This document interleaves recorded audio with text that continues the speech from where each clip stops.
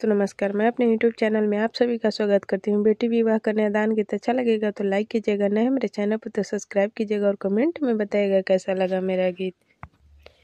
मारावा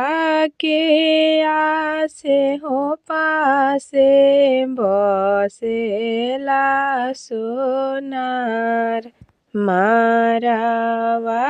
के आसे हो पासे बसेला सोनार, ऐसन टिकावा गढ़ी है रे सोनारा, हीरा मोती लगाय,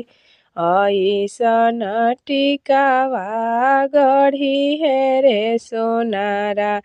हीरा मोती लगाय, पहिनी ओहिनी सुंदर बेटी मारावा भइली खार, पहिनी ओहिनी सुंदर बेटी मारावा भइली खार, घोरावा चढ़ल सुंदर दुल्हा गइले मुसुकाय, घोरावा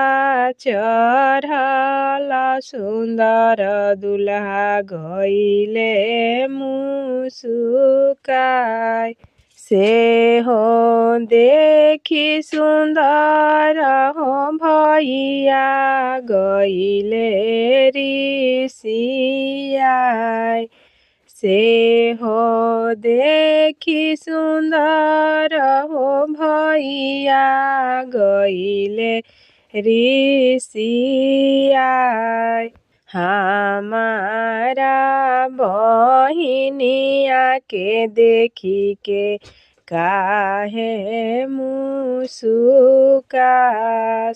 हमारा बहिनिया के देखी के काहे मुसुकास,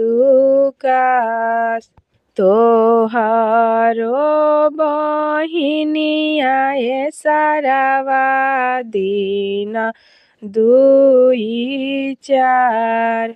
तोहरो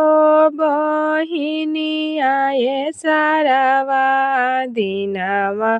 दुई चार, हमरो शुभैया ए सारावा जिंदगी